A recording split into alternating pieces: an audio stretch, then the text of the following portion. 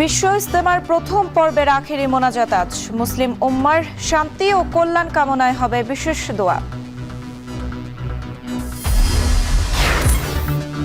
দেশ থেকে পাচার হওয়া বিপুল অর্থ ফিরিয়ে আনা ও জটিল ও সময় সাপেক্ষ। জাতিসংঘ বিশ্ব ব্যাংকের সহায়তা নেয়ার পরামর্শ বিশেষজ্ঞদের। লিবিয়ায় ২০ বাংলাদেশি অভিবাসী প্রত্যাশীর গলিত মরদেহ দাফন। বিদ্রোহী নিয়ন্ত্রিত ঘটনাস্থলে যাওয়ার চেষ্টা দূতাবাসের কর্মকর্তাদের।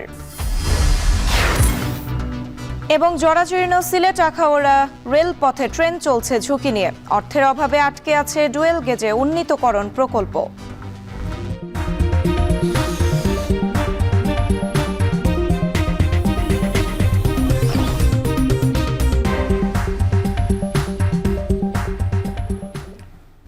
স্বাগত এখন সকালে পুরো আয়োজন জুড়ে সঙ্গে আছি আমি সুমাইরা। শীর্ষ ওলামাদের বয়ান তালিম তাজকিরে চলছে ৫৮তম বিশ্ব ইজতেমার প্রথম পর্ব। সকাল ৯টা থেকে ৯:৩০টার মধ্য দিয়ে প্রথম পর্বের আখেরি মোনাজাত। ফজরের নামাজের পরপরই ময়দানে হেদায়েতি বয়ান শুরু করেছেন মাওলানা আকবর শরীফ। খিত্তায় খিত্তায় চলছে হালকা তাস্কিল ও আকীদা দৃঢ় করার বয়ান। আর জানাতে যুক্ত হচ্ছেন সহকর্মী জাবেদ আব্দুল্লাহ এবং ইফতেখার রায়হান। শুরুতেই যাচ্ছি জাবেদের কাছে। জাবেদ, আখেরি মোনাজাতে অংশ নিতে মুসল্লিদের ঢল নামবে নিশ্চয়ই। মোনাজাত ঘিরে ময়দানের সার্বিক ব্যবস্থাপনা কেমন দেখছেন? রাত্রি এরই মধ্যে ৫৮তম বিশ্ব ইজতেমার প্রথম পর্ব অনুষ্ঠিত হতে চলল। আজ প্রথম পর্বের শেষ দিন।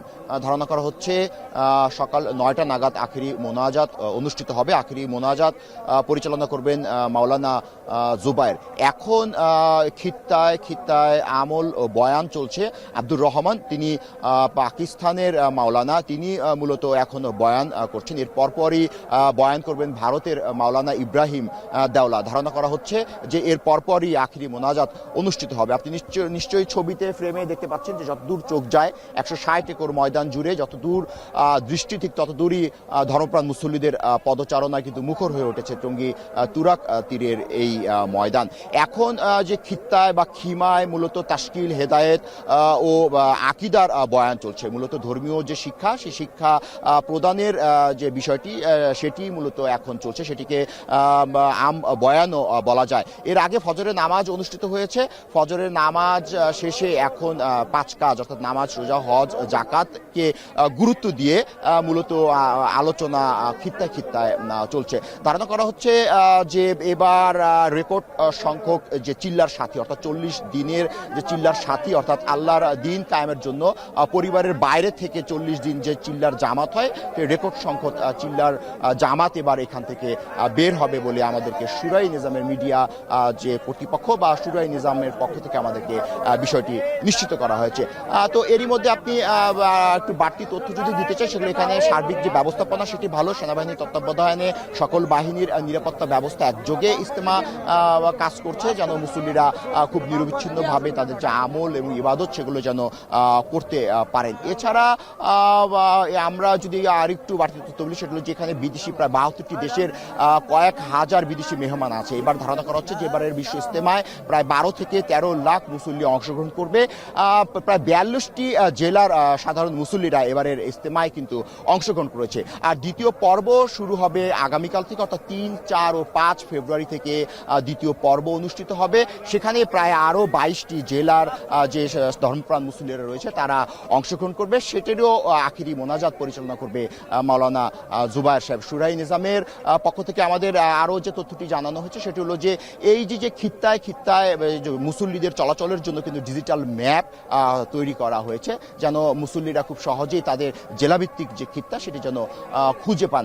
এছাড়া এখন বয়ানের যে বিষয়টি সেটি তো বলাই হলো যে তাশকিল, ঈমান ও হেদায়েতি বয়ান চলছে। আর কিছুক্ষণ পরেই হয়তো আখেরি মোনাজাত অনুষ্ঠিত হবে। রাত্রি এই ছিল আমার কাছে সবশেষ।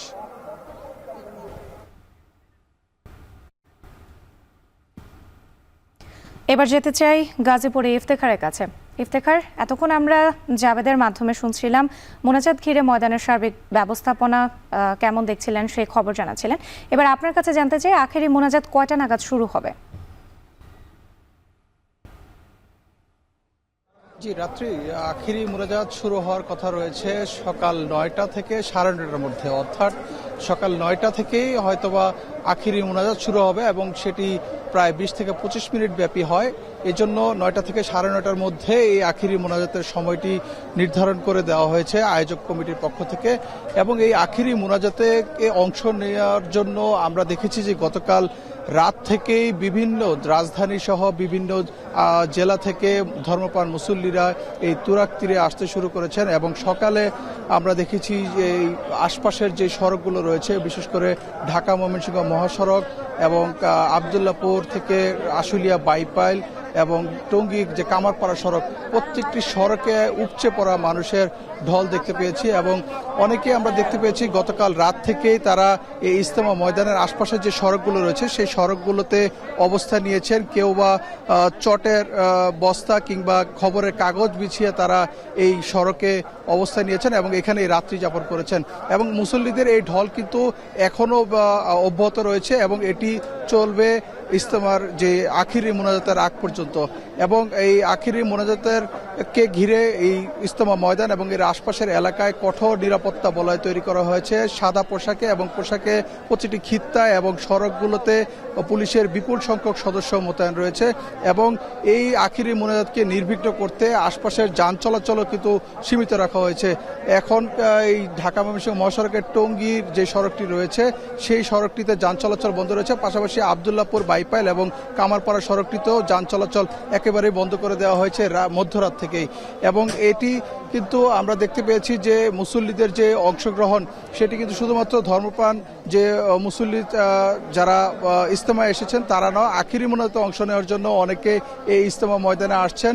এবং এই ধর্মপ্রাণ মুসল্লিদের পাশাপাশি আমরা অনেক নারী মুসল্লিকেও নারীদেরকেও কিন্তু এই আখিরি মোনাজাতে অংশ নেওয়ার জন্য আমরা এই ইজতেমা ময়দানের আশপাশের যে বিভিন্ন উঁচু ভবন এবং যে সড়কগুলো রয়েছে সেখানে তাদের অংশগ্রহণ দেখতে পেয়েছি।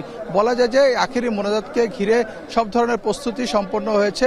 9টা থেকে 9:30টার মধ্যে আখিরি মোনাজাত অনুষ্ঠিত হবে। তো এই ছিল আমার কাছে গাজীপুরের ইজতেমা ময়দান থেকে সবশেষ তথ্য। রাত্রি বিশ্ব ইজতেমার প্রথম পর্বের আখেরি মোনাজাত আজ। এ নিয়ে বিস্তারিত জানাতে যুক্ত ছিলেন সহকর্মীরা। শেখ হাসিনার 15 বছরের শাসনামলে দেশ থেকে পাচার হয়েছে $234 বিলিয়ন। বিশ্লেষকরা বলছেন, পাচার হওয়া অর্থ যতটা সহজে দেশের বাইরে গেছে, ফিরিয়ে আনা ততটাই জটিল ও সময় সাপেক্ষ। দুদক ও বাংলাদেশ ব্যাংকের আইনজীবীর পরামর্শ, সরকারের সম্মিলিত উদ্যোগ ও বিভিন্ন দেশের সঙ্গে চুক্তি করে পাচারের অর্থ ফেরত আনতে পারে। জাতিসংঘ ও বিশ্ব ব্যাংকের সহযোগিতা নিতে অন্তর্বর্তী সরকারের প্রতি আহ্বান বাংলাদেশ ব্যাংকের আইনজীবীর। বিস্তারিত জাহিদ হাসানের প্রতিবেদনে। অর্থপাচার একটি জটিল ও সূক্ষ্ম আর্থিক অপরাধ। অর্থপাচার চিহ্নিত করা, সঠিক তথ্য উদ্ঘাটন, পাচারকারীদের আইনের আওতায় আনা চ্যালেঞ্জিং কাজ। কারণ অপরাধটি করা হয় সুকৌশলে। আমদানি রপ্তানি, বড় প্রকল্পের কেনাকাটার আড়ালে দেশ থেকে সবচেয়ে বেশি অর্থ পাচার হয়ে থাকে। ক্ষমতাচ্যুত শেখ হাসিনা সরকারের 15 বছরে বিভিন্ন দেশে পাচার হয়েছে 28 লাখ কোটি টাকা, যা অন্তর্বর্তী সরকারের গঠিত জাতীয় শ্বেতপত্র কমিটির অনুসন্ধানে উঠে এসেছে। কমিটির তথ্যমতে আওয়ামী লীগ সরকারের আমলে প্রতি বছর পাচার হয়েছে 1,80,000 কোটি টাকা। 2023-24 অর্থ বছরে রপ্তানি ও প্রবাসী আয়ের পরিমাণের 5 ভাগ টাকা পাচার হয়েছে। বিদেশি যত ঋণ ও বিনিয়োগ দেশে আসে তার দ্বিগুণ অর্থ পাচার হচ্ছে বলে দাবি করছেন অর্থনীতিবিদরা। গত 1.5 যুগে দেশ থেকে পাচার হওয়া অর্থ ফেরত আনতে জাতিসংঘ, বিশ্বব্যাংক, ইউরোপীয় ইউনিয়ন, যুক্তরাজ্য, যুক্তরাষ্ট্রের সহযোগিতা চেয়েছেন অন্তর্বর্তী সরকার প্রধান অর্থনীতিবিদ ডক্টর মোহাম্মদ ইউনূস। তিনি আশা প্রকাশ করেন পাচার হওয়া অর্থ ফিরিয়ে এনে বিচার করার। বিদ্যমান মানি লন্ডারিং প্রতিরোধ আইনের আলোকে পাচারকৃত টাকা ফিরিয়ে আনা কতটা সম্ভব ও বাস্তবসম্মত, এর জবাবে দুদকের আইনজীবী বলেন, লম্বা প্রক্রিয়া, তবে সম্ভব। লেগে থাকতে হবে সরকারকে। বাংলাদেশের বিচারে নির্দিষ্ট আদালত থেকে আগে প্রমাণ হতে হবে যে এই পরিমাণ টাকা এই এরার মাধ্যমে পাচার হয়েছে। বিচারে যখন দেখা যাবে যে হ্যাঁ সত্যিই পাচার হয়েছে, তখন বিদেশে যে এই রায়টায় নিয়ে গিয়ে বিদেশি আদালতে আবার আরেকটা মামলা করতে হবে, তখন তারা আবার ওখান থেকে রায় দেবে। লিগ্যাল অ্যাসিস্ট্যান্স রিকোয়েস্ট আছে, এই আইনের মাধ্যমেই এই টাকাটা ফেরত আনা সম্ভব। সুপ্রিম কোর্টের আইনজীবী ব্যারিস্টার আব্দুল কাইয়ুম মনে করেন, শুধু আইন দিয়ে পাচারকৃত টাকা আনা যতটা সহজ বলা হচ্ছে ততটাই কঠিন। যেসব দেশে বেশি টাকা পাচার হচ্ছে তাদের সঙ্গে শক্তিশালী চুক্তি করা খুবই জরুরি। তার দেশের নিজস্ব ইন্টারেস্ট থাকে, সে ওভাবে বিবেচনা করে, খুব সহজ নয়। আমেরিকা, কানাডা বা আপনার যুক্তরাজ্যের সাথে মিউচুয়াল লিগ্যাল অ্যাসিস্ট্যান্সের এই অর্থগুলোকে ফিরিয়ে আনার জন্য যদি এগুলো অপরাধলব্ধ অর্থ হয়, সেই টাকাকে আমরা কিভাবে ফেরত পেতে পারি, এই মর্মে আমাদের আসলে চুক্তি নাই বাংলাদেশের সাথে। বন্দি বিনিময় চুক্তি আছে না, এইভাবে একই আদলে আমাদেরকে অবৈধ টাকা প্রত্যার্পণ চুক্তি কিংবা এইরকম একটা চুক্তি করতে হবে। জাতিসংঘের দুর্নীতি বিরোধী আন্তর্জাতিক কনভেনশনের আলোকে পারস্পরিক সহায়তার মাধ্যমে পাচারকৃত টাকা ফেরত আনা সম্ভব বলে মনে করেন কেন্দ্রীয় ব্যাংকের আইনজীবী। বাংলাদেশ ব্যাংকের এখানে আইনে তার যে ক্ষমতা দেয়া আছে, সেই ক্ষমতাগুলো চূড়ান্তভাবে এবং খুব শক্তির নিরিখে যে I am a powerful organisations, তার সম্পূর্ণ এখতিয়ার যদি বাংলাদেশ ব্যাংক খাটায়, সেই ক্ষেত্রে অনেক কিছুই করা সম্ভব এই অর্থ পাচারের ক্ষেত্রে। মানি লন্ডারিং প্রতিরোধ আইন 2012-এর আলোকে আইনজীবীরা বলছেন, অর্থ পাচার রোধ করার জন্য যতটা ক্ষমতা ও সক্ষমতা দরকার তার পুরোটাই রয়েছে বাংলাদেশ ব্যাংকের। দেশ থেকে পাচার হওয়া অর্থ ফিরিয়ে আনার তেমন কোনো নজির নেই। তবে সিঙ্গাপুর থেকে 2009 সালে একবার 930 কোটি টাকা ফেরত আনতে পেরেছিল সরকার।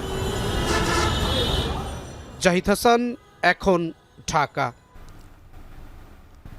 চিকিৎসা পুনর্বাসন ও স্বীকৃতির দাবিতে রাজধানীর পঙ্গু হাসপাতালের সামনে সড়ক অবরোধ করেছেন বৈষম্য বিরোধী আন্দোলনে আহতরা। শনিবার সন্ধ্যা 6টার দিকে নিটোর ও চক্ষু বিজ্ঞান ইনস্টিটিউটের সামনে অবস্থান নিয়ে বিক্ষোভ শুরু করেন তারা। এক পর্যায়ে বৈষম্য বিরোধী আন্দোলনের চিকিৎসাধীন শতাধিক আহত রাস্তায় নেমে দুপাশের রাস্তা আটকে দেন। এ সময় আহতরা সরকারের উপর অনাস্থা প্রকাশ করে বলেন, আন্দোলনের 6 মাস পেরিয়ে গেলেও এখনও তারা যথাযথ চিকিৎসা ও পুনর্বাসন পাচ্ছেন না। দায়িত্বপ্রাপ্ত সংস্থা জুলাই ফাউন্ডেশন সঠিকভাবে দায়িত্ব পালন করছে না বলেও অভিযোগ করেন তারা। এ সময় জুলাই আন্দোলনের শহীদ ও আহতদের স্বীকৃতির দাবি জানান তারা।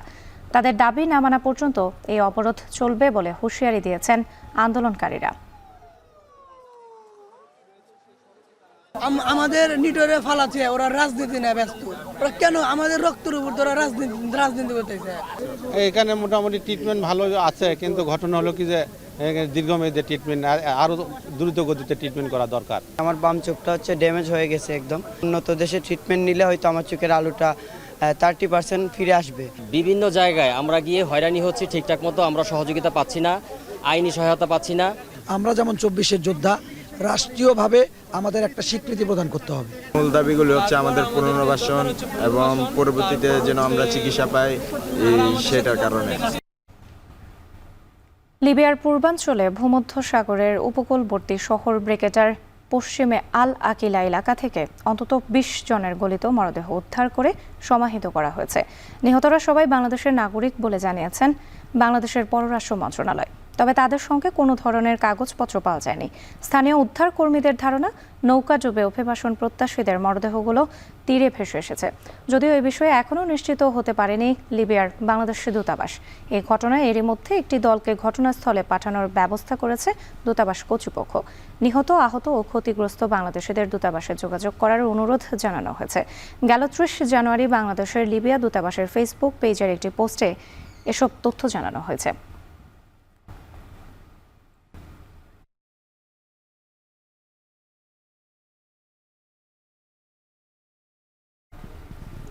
সিলেটের সঙ্গে রাজধানী ঢাকার রেল যোগাযোগ বলতে গেলেই প্রথমেই আসে ভোগান্তির কথা।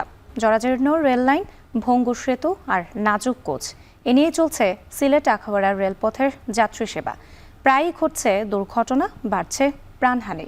নানা সময়ে ডুয়েল গেজ বাস্তবায়নের পরিকল্পনা করলেও অর্থায়নের অভাবে সেটি আর পূরণ হচ্ছে না বলছেন রেলের মহাপরিচালক। অনিল পালের ক্যামেরায় আর জানাচ্ছেন গুলজার আহমেদ। 178 কিলোমিটার দীর্ঘ সিলেট আখাউড়া রেলপথে প্রতিদিন 6 জোড়া আন্তনগর, 8টি লোকাল ও কয়েকটি পণ্যবাহী ট্রেন চলাচল করে। ছোট বড় মিলিয়ে 250টিরও বেশি সেতু রয়েছে এই রুটে। বেশিরভাগই নির্মিত হয়েছে 60 থেকে 70 বছর আগে। কাঠের স্লিপারগুলো ভেঙে যাওয়ায় ট্রেন চলাচলে বাড়ছে ঝুঁকি। সিলেট থেকে ঢাকা রেলপথে প্রতিদিন প্রায় 4,000 যাত্রী চলাচল করেন, কিন্তু চাহিদা দ্বিগুণেরও বেশি। শিডিউল বিপর্যয়, চলন্ত পথে ইঞ্জিন বিকল হওয়া, টিকিট কালোবাজারি, হকারদের উৎপাত, সব মিলিয়ে দুর্ভোগ যেন নিত্যদিনের ঘটনা। সময়টা অনেক বেশি লাগে এবং স্টপেজটাও অনেক বেশি। ব্রিটিশে যে কাজগুলো করে গেছিল ওগুলারই তালিজোড়া দিয়ে এখনো চলতেছে। রেল লাইনের আরো উন্নতি করা দরকার, রেল লাইন বাড়ানো দরকার, রেল আরো সংযোজন করা দরকার। সিলেট টু ঢাকা, এরপরে সিলেট টু চিটাগং লাইনটা অনেক খারাপ, লাইন ছোট, এরপরে ট্রেনের অবস্থা খুবই খারাপ। হিসেব বলছে দেশের অন্য সব রুটের তুলনায় সিলেট রুটেই সবচেয়ে বেশি ট্রেন লাইনচ্যুত হয়। শুধু তাই নয়, জরাজীর্ণ ব্রিজ ভেঙে কোচ পড়ে যাওয়ার ঘটনাও ঘটেছে। প্রাণহানি ও ক্ষয়ক্ষতির শিকার হচ্ছেন সাধারণ মানুষ। প্রবাসী আয়, গ্যাস, তেল, চা ও খনিজ সম্পদে সমৃদ্ধ সিলেট, অথচ সেই সিলেটেই রেলপথের এমন বেহাল অবস্থা, যা ব্যবসা বাণিজ্য এবং পরিবহন সেবাকে হুমকির মুখে ফেলেছে বলে মনে করেন ব্যবসায়ী নেতৃবৃন্দ। অনেক প্রোডাক্টস আছে চিটাং পোর্টে আসেন, চিটাং পোর্ট থেকে সিলেট আসতে আপনার বাই রোড আসতে হয়।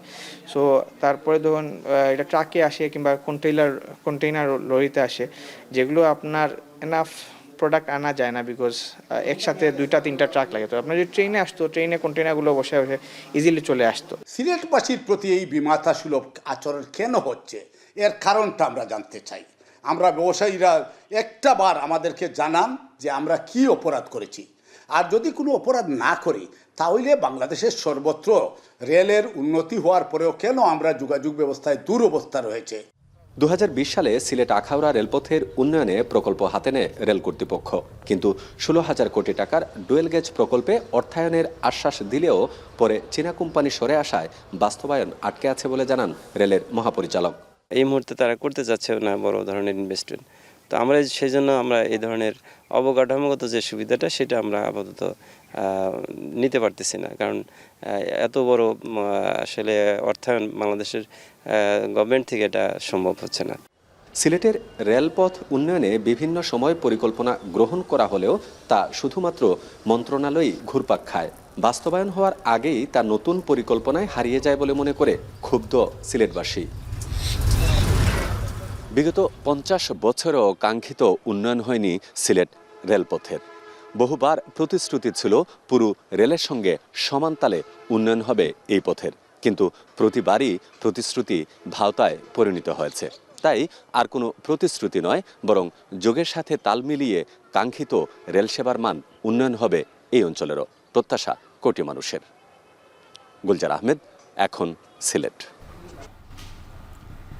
সরবরাহ সংকটে ব্রাহ্মণবাড়িয়ার আশুগঞ্জ মোকামে চড়া ধানের দর। লোকসানের অজুহাতে খাদ্য গুদামে চাল কম দিচ্ছেন চালকল মালিকরা। এই অবস্থায় চলতি আমন মৌসুমে ধান চাল সংগ্রহে সরকারের লক্ষ্যমাত্রা অর্জন না হওয়ার শঙ্কা তৈরি হয়েছে। যদিও খাদ্য বিভাগ বলছে লক্ষ্যমাত্রা অনুযায়ী ধান চাল সংগ্রহ না হলেও বিতরণ কার্যক্রমে তেমন প্রভাব পড়বে না। তবে চুক্তির সমপরিমাণ চাল না দিলে মিল মালিকদের বিরুদ্ধে নেওয়া হবে শাস্তিমূলক ব্যবস্থা। আজিজুল সঞ্চয়ের প্রতিবেদন। মেঘনার ভিউসি ঘাটে 100 বছরেরও বেশি সময় ধরে বসছে ধানের হাট, যা পূর্বাঞ্চলের সবচেয়ে বড় মোকাম। এখান থেকে ধান কিনে চাল তৈরি করে সরকারি গুদামে সরবরাহ করেন চালকল মালিকরা। পাশাপাশি চট্টগ্রাম ও সিলেট অঞ্চলের বাজারগুলোতেও চালের যোগান দেয় আশুগঞ্জের চালকলগুলো। প্রতি মৌসুমে চট্টগ্রাম বিভাগের মধ্যে সরকার সবচেয়ে বেশি ধান ও চাল সংগ্রহ করে ব্রাহ্মণবাড়িয়া থেকে। চলতি আমন মৌসুমের ধান চাল সংগ্রহ অভিযান শুরু হয় গত 17 নভেম্বর।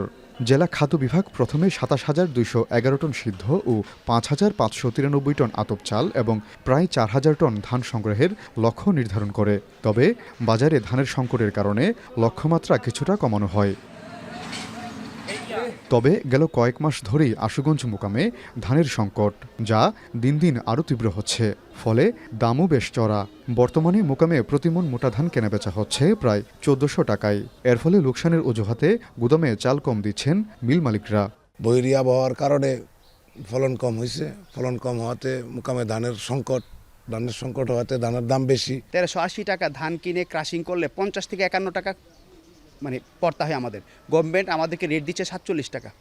এই জন্যই মূলত আমাদের দিতে দেরি হচ্ছে এবং দিতে পারতেছি না। যেহেতু চুক্তি করছি 50% চাউল আমরা দিতে পারি, আমরা আপ্যায়ন চেষ্টা করতেছি, কিন্তু সারা বাংলাদেশে আপনার ধানের সংকট। তবে খাদ্য বিভাগ বলছে চুক্তি অনুযায়ী গুদামে চাল না দিলে নেওয়া হবে শাস্তিমূলক ব্যবস্থা। এছাড়া লক্ষ্যমাত্রা অনুযায়ী ধান চাল সংগ্রহ না হলে বিদেশ থেকে চাল আমদানির পরিকল্পনার কথাও জানান কর্মকর্তা। চুক্তি যতটুকু হয়েছে মোটামুটি লক্ষ্যমাত্রার কাছাকাছি, সেটা আমরা আশাবাদী সংগ্রহ সফল হবে। যদি কিছু থেকে যায়, এতে সরকারের সিদ্ধান্তের কোনো পরিবর্তন হয় না, যে বিতরণ ব্যবস্থা সঠিক রাখার জন্য প্রয়োজনে সরকার বিদেশ থেকে আমদানি করে থাকেন। আগামী 28 ফেব্রুয়ারি শেষ হচ্ছে ধান চাল সংগ্রহ অভিযান। জানুয়ারি পর্যন্ত সংগ্রহ হয়েছে 17,000 টন সিদ্ধ ও প্রায় 4,500 টন আতপ চাল।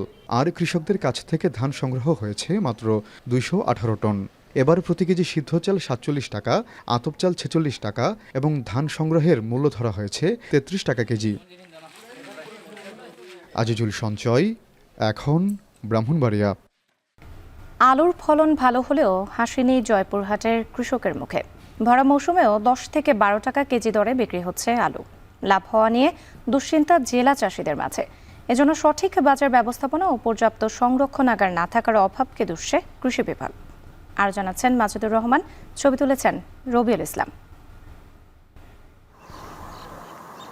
জয়পুরহাটের মাঠ জুড়ে আলুর ক্ষেত। 3 মাসের পরিচর্যা শেষে চলছে আলু তোলার কর্মযজ্ঞ। আবহাওয়া অনুকূল থাকায় এবার ফলনও হয়েছে বেশ ভালো, তবে স্বস্তি নেই কৃষকের মনে। কৃষকরা বলছেন এবার প্রতি বিঘা জমিতে 80 থেকে 100 মণ আলু হয়েছে। ফলন ভালো হলেও 10 টাকা কেজি দরে আলু বিক্রি করে লাভ থাকছে না। বাড়তি দামে আলুর বীজ, সার কেনা থেকে শুরু করে সেচ দেওয়া পর্যন্ত খরচ হয়েছে বেশ বেশি। এ অবস্থায় লোকসানের শঙ্কায় চাষিদের মাথায় হাত। আমাদের আলুর বীজের টাকাই হবে না। আমি আলুটা কিনছি 5200 টাকা বস্তা, আর আলু বেচছি 480 টাকা বস্তা। সারের দাম বেশি, আলুর দাম বেশি, কিষান দাম বেশি। 1700 টাকার মতো 5 শতকে পড়ে গেছে খরচ, আর বেচতেছেন 800, 850। কেজি প্রতি 30 টাকা খরচায় অনলে হয়ে গেছে।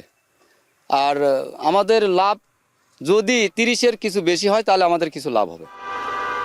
ব্যবসায়ীরা জানান এবার অধিক জমিতে আলু চাষ হয়েছে।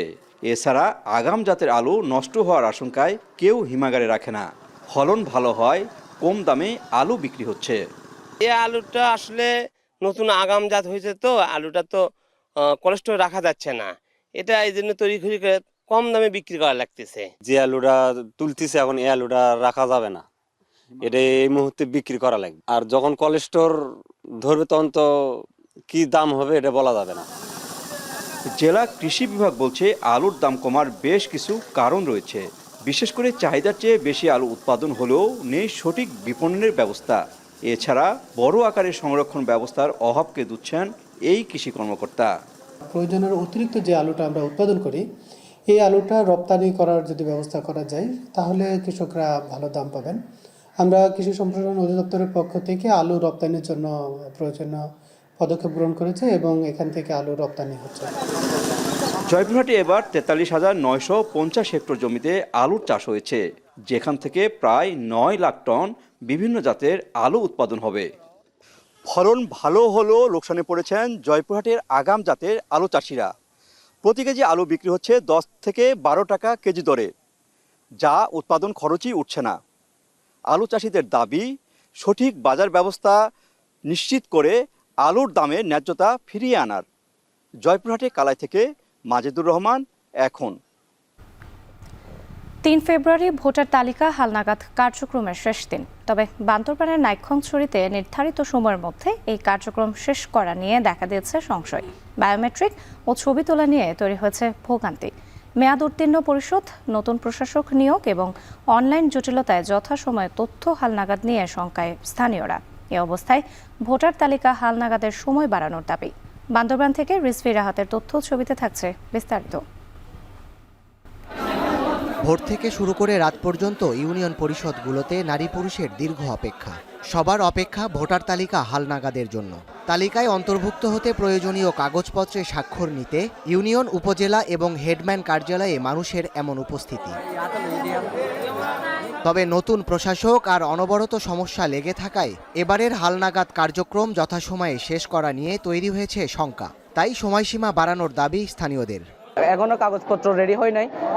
যদি এই কাগজপত্র রেডি করার জন্য যদি 3 তারিখ পর্যন্ত হয় তাহলে মানুষ ভোটার হইতে পারবে না। শেষ ডেটটা পিস করছেন, ওটা একটু আমাদেরকে আর একটু পিছিয়ে নেওয়ার জন্য আমি উদাত্ত আহ্বান জানাচ্ছি।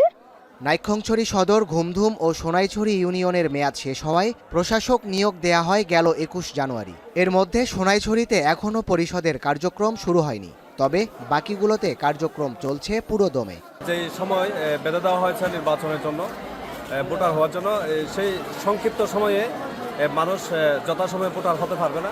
অনেক মানুষ দূর দূরান্তে যখন চলে আসে, যখন ওনাকে ফোন দিয়ে বলে আমি অমুক দিয়ে আসি, তুমি এমনও আছে রাত 1টায় ঘুম থেকে ওঠার পরেও জনগণকে সেবা দিয়েছে। পরিপত্র অনুযায়ী হালনাগাদ কার্যক্রম চলছে জানিয়ে নির্বাচন কমিশনের কর্মকর্তা জানান, স্থানীয়রা আবেদন করলে বিষয়টি ঊর্ধ্বতন কর্তৃপক্ষ পুনর্বিবেচনা করতে পারে। কোনো চেয়ারম্যান বা প্রশাসক নেই বা ডকুমেন্ট পাচ্ছেন না, এই ক্ষেত্রে আমরা ইতিমধ্যে কোনো ব্যবস্থা নেওয়া হয়নি বা আমার এখতিয়ারও নাই।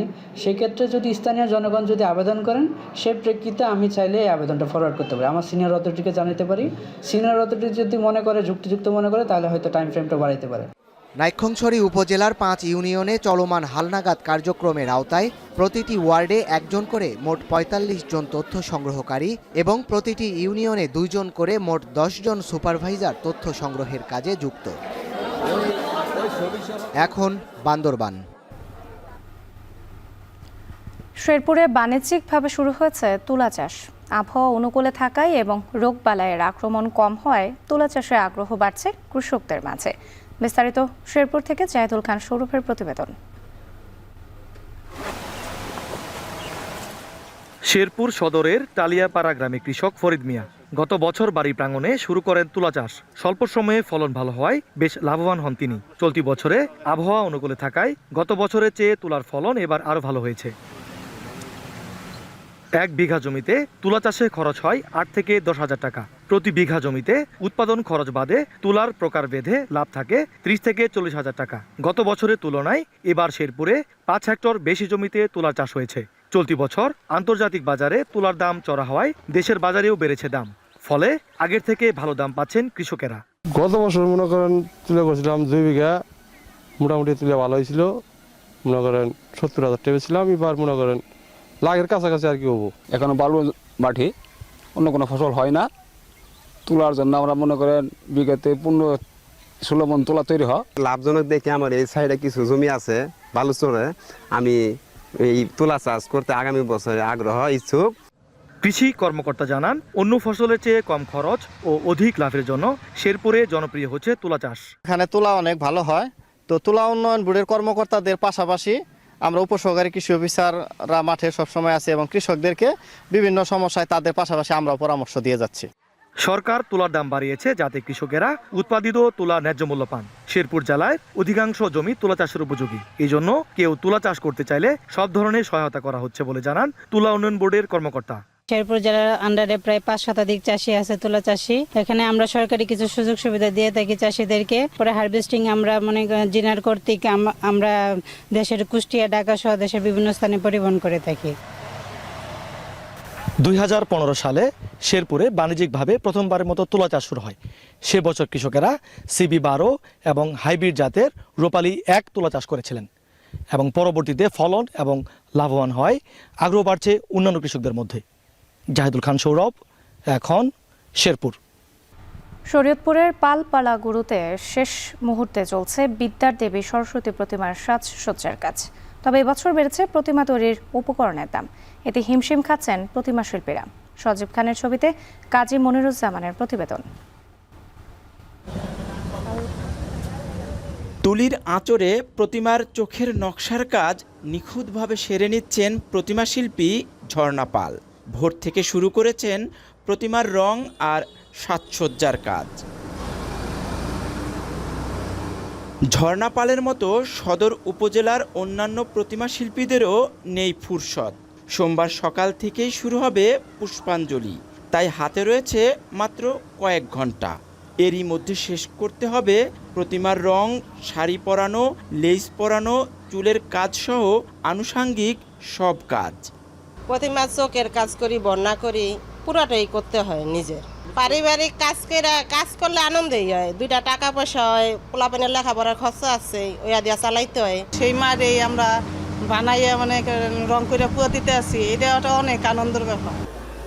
কারিগরদের অভিযোগ, প্রতিমা তৈরির উপকরণের দাম বেড়েছে কয়েক গুণ, তবে বাড়েনি প্রতিমার দাম। তাই যথাযথ লাভ থাকা নিয়ে সংশয়ে তারা। বর্তমানে যে পয়সা এতে আমাদের কাজ কইরা কিছু থাকে না। দ্রব্যমূল্য দাম অনুযায়ী প্রতিমার দাম এবার ঠিক আছে আর কি, বেশিও না অতটা একটা কমও না। পূজা উদযাপন কমিটির সদস্য জানান, প্রতি বছরের মতো এবারও সরস্বতী পূজা হবে জাঁকজমকভাবে। রাত পোহালেই পুজো, সকল ধরনের আয়োজন সম্পন্ন করেছে। তো অন্যান্য বছরের ন্যায় এবছরও শান্তিপূর্ণভাবে এবং উৎসাহ উদ্দীপনার মধ্য দিয়ে পূজাটি উদযাপিত হবে বলে আমরা আশা করি। শরীয়তপুরে এবছর পারিবারিক আয়োজন ছাড়াও শতাধিক মণ্ডপে অনুষ্ঠিত হবে সরস্বতী পূজা। কাজী মনিরুজ্জামান, এখন শরীয়তপুর। এবারে আন্তর্জাতিক প্রসঙ্গ। গোমার পর কিনশাসার দিকে অগ্রসর হচ্ছে ডেমোক্রেটিক রিপাবলিকান অফ কঙ্গোর বিদ্রোহী গোষ্ঠী M23। সংকট সমাধানে সব ধরনের কূটনৈতিক প্রচেষ্টা চালানোর আহ্বান জানিয়েছে জাতিসংঘ। একই সাথে আহ্বান জানায় আফ্রিকান জোটও। রুয়ান্ডা ও কঙ্গোর সংকটকে গুরুতর সমস্যা বলে অভিহিত করেছেন মার্কিন প্রেসিডেন্ট ডোনাল্ড ট্রাম্প। এদিকে প্রতিদিনই হাসপাতালে বাড়ছে আহতদের সংখ্যা। বিদ্রোহীদের বিরুদ্ধে আত্মরক্ষায় নিজেদের প্রস্তুত করছে কঙ্গোবাসী। বিস্তারিত জানাচ্ছেন তানভীর সনি। জাতিসংঘের প্রতিবেদন বলছে, গেল এক সপ্তাহে ডেমোক্রেটিক রিপাবলিক অব কঙ্গোতে বিদ্রোহী গোষ্ঠী M23 সংঘর্ষে নিহত হয়েছে 7 শতাধিক মানুষ। সাম্প্রতিক অস্থিরতা রূপ নিয়েছে ভয়াবহতম ঘটনায়। চলতি বছরে এরই মধ্যে বাস্তুচ্যুত হয়েছে 4 লাখের বেশি মানুষ। আন্তর্জাতিক স্বেচ্ছাসেবী সংস্থা রেড ক্রস জানিয়েছে, গোমার স্থানীয় একটি হাসপাতালে প্রতিদিন 80 জনেরও বেশি আহত ব্যক্তি ভর্তি হচ্ছে। বিদ্রোহীদের নিয়ন্ত্রণে আসার পর থেকে এই হাসপাতালে হাজারের বেশি রোগী এসেছে। তাদের চিকিৎসা দিতে হিমশিম খাচ্ছেন চিকিৎসকেরা। M23 বিদ্রোহী গোষ্ঠীর দাবি, সংখ্যালঘু তুৎসী জনগোষ্ঠীর অধিকার রক্ষায় লড়াই করছে তারা। আর কঙ্গো সরকারের অভিযোগ, দেশটির প্রাকৃতিক সম্পদ দখলে নেওয়ার জন্য বিদ্রোহীদের লেলিয়ে দিয়েছে প্রতিবেশী দেশ রুয়ান্ডা। যদিও এসব অভিযোগ অস্বীকার করেছে দেশটি। কৌশলগতভাবে গুরুত্বপূর্ণ পূর্বাঞ্চলীয় গোমা শহর দখলের পর কিনশাসার দিকে অগ্রযাত্রা অব্যাহত রাখার ঘোষণা দিয়েছে বিদ্রোহী গোষ্ঠী। তাদের দাবি, বাস্তুচ্যুতদের বাড়ি ফিরতে নিরাপদ মানবিক করিডোর খোলা হয়েছে। তবে কঙ্গোর ক্ষমতাসীন সরকার অস্ত্রের মুখে এই অঞ্চলকে অনিরাপদ করে রেখেছে। Nous allons assurer, et nous le faisons déjà, un couloir humanitaire sécurisé pour les déplacer dans leur milieu d'origine. D'ores et déjà, je vous informe que des milliers de সংঘর্ষের তীব্রতা প্রতিনিয়ত বাড়ছে। দ্রুত সমাধান না হলে মৃতের সংখ্যা আরও বাড়বে বলে আশঙ্কা করছে জাতিসংঘ। এরই মধ্যে চরম মানবিক সংকট দেখা দিয়েছে কঙ্গোর বেশ কয়েকটি অঞ্চলে। বাসিন্দারা ভুগছেন খাদ্য, বিশুদ্ধ পানি ও ওষুধের অভাবে। চলমান সংঘাতে বন্ধ হয়ে গেছে গোমা শহরের বিশুদ্ধ পানির উৎস। বাসিন্দারা বাধ্য হয়ে ব্যবহার করছেন হ্রদের পানি। Kwanza ni kuwafelicite sababu basoda yetu kwanza walikuwa bashatugandamiza hata na mwa hii vita. Seka sana tangia tulikala mu manyumba atupate solution fulani. Njala zinatafuta tuya manyumba. Rwanda ও কঙ্গোর মধ্যে চলমান সংকটকে গুরুতর সমস্যা হিসেবে বর্ণনা করেছেন মার্কিন president Donald Trump. Southern African Development Community সংঘাত মোকাবেলায় ঐক্যবদ্ধভাবে উদ্যোগ নেয়ার আহ্বান জানিয়েছে। রুয়ান্ডার উপর আন্তর্জাতিক চাপ বৃদ্ধির আবেদনও জানান নেতারা। এদিকে যুদ্ধবিরতি কার্যকরের মাধ্যমে বৃহত্তর সংঘাত এড়াতে সব ধরনের কূটনৈতিক প্রচেষ্টার আহ্বান জানিয়েছে জাতিসংঘ। Look at the past, I mean, this has the potential of triggering a wider regional conflict, and therefore it is of the utmost importance that all diplomatic efforts should be geared toward avoiding. বিদ্রোহী গোষ্ঠীর বিরুদ্ধে লড়াই করার জন্য নিজেদের প্রস্তুত করছেন কঙ্গোর জনগণ। বেসামরিক নাগরিকরা নিচ্ছেন প্রশিক্ষণ। এদিকে বিদ্রোহীদের আগ্রাসন ঠেকাতে বুকাভু শহরে জড়ো হয়েছে হাজারো মানুষ। শহরকে সুরক্ষিত রাখতে সরকারের পক্ষ থেকে দ্রুত পদক্ষেপ নেওয়ার আহ্বান জানান বাসিন্দারা। তানভীর জনি, এখন বিশ্ব। বরফের মধ্যেও ড্রোন চলাচলের সক্ষমতা নিশ্চিতে উঠে পড়ে লেগেছে বিশ্বের সবচেয়ে উত্তর মেরু অঞ্চলের দেশগুলো। দীর্ঘপাল্লার বিমানের মতো অ্যান্টি আইসিং ড্রোন তৈরিতে গবেষণা যেমন চলছে, তেমনি তীব্র শীতে আবহাওয়া প্রতিরোধী ড্রোন কেনার জন্য করছে মিলিয়ন মিলিয়ন ডলারের বাজেট পরিকল্পনাও। তৌহিদুর রহমান জানাচ্ছেন বাকিটা।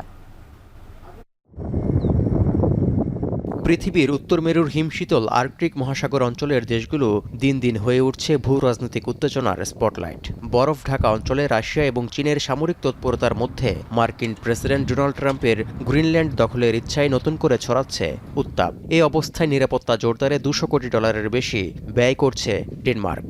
এমনকি তাদের সঙ্গে মিলে সেনা মোতায়েন করতে মরিয়া ফ্রান্সও। বরফ আচ্ছাদিত অঞ্চলটি আধুনিক যুদ্ধের মূল চাবিকাঠি হয়ে ওঠার শঙ্কায় তা মোকাবিলায় উঠে পড়ে লেগেছে আর্কটিক মহাসাগর লাগোয়া দেশগুলো। এর জন্য যে কোনো লড়াই মোকাবিলায় উন্নত প্রযুক্তির উপর মনোনিবেশে জোর দেয়া হচ্ছে। তীব্র ঠান্ডা, কুয়াশা ও বরফের মধ্যে চলাচল করতে না পারায় কিভাবে বরফ জমাট অবস্থায়ও সফলভাবে ড্রোন চালানো যায় সেই পরীক্ষা নিরীক্ষায় মাঠে নেমেছে আর্কটিক অঞ্চলের দেশগুলো। রুশ সীমান্ত থেকে প্রায় 120 কিলোমিটার দূরে একটি কর্দমাক্ত মাঠে ড্রোন নিয়ে ন্যাটোর কানাডিয়ান সেনাদের পরীক্ষামূলক এ মহড়া তারই অংশ। Yeah, there are definitely some challenges, especially with humidity and icing conditions, as well as some of the electronics as they get colder and colder may experience some difficulties, but at this time we haven't had the experience in the Arctic to actually see just how far we can push the air vehicle. ড্রোনের ডানায় বরফ জমলে তা তাৎক্ষণিকভাবে গ্যাসে রূপান্তর করে কিভাবে চলাচল স্বাভাবিক রাখা যায় তা নিয়ে চলছে গবেষণা। এমনকি কার্বন ফাইবার কম্পোজিট জাল যুক্ত করে পর্যাপ্ত তাপ সৃষ্টির মাধ্যমে বরফ গলিয়ে ড্রোনের গতি ঠিক রাখা সম্ভব কিনা তা নিয়েও পরীক্ষা নিরীক্ষা করছেন বিজ্ঞানীরা। Icing on a drone reduces the performance. It can reduce the endurance, but it can also lead to crashes if the performance degradation is too severe. So that's what we try to limit with our system, limited performance degradation, and a drone can fly in icing conditions. ইতোমধ্যে বরফ আচ্ছাদিত এই অঞ্চলে চলাচলের উপযোগী drone কিনতে million million ডলারের budget পরিকল্পনাও করছে আর্কটিক অঞ্চলের দেশগুলো। সম্প্রতি বরফ থেকে সুরক্ষার ড্রোনের জন্য $50 লাখ চুক্তি সই করেছে বোয়িং এবং লকহিড মার্টিন। সেই সঙ্গে নরওয়ের সশস্ত্র বাহিনী এবং মার্কিন প্রতিরক্ষা শিল্প কোম্পানি টেক্সট্রন সিস্টেমস এবং নর্থরপ গ্রুমান আইস বিরোধী ড্রোন চুক্তি করেছে। তৌহিদুর রহমান, এখন বিশ্ব। শেষ করছি এখন সকাল। যাওয়ার আগে শিরোনামগুলো আরও একবার। বিশ্ব ইজতেমার প্রথম পর্বের আখেরি মোনাজাত আজ। মুসলিম উম্মার শান্তি ও কল্যাণ কামনায় হবে বিশেষ দোয়া।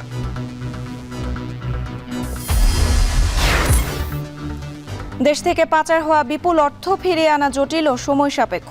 জাতিসংঘ বিশ্ব ব্যাংকের সহায়তা নেয়ার পরামর্শ বিশেষজ্ঞদের।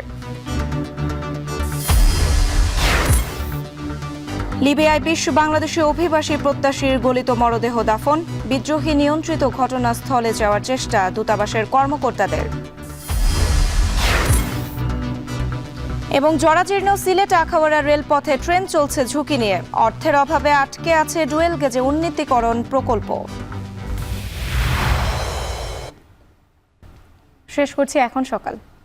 এখন টেলিভিশন ওয়েবসাইটে দেখতে ভিজিট করুন www.ekon.tv।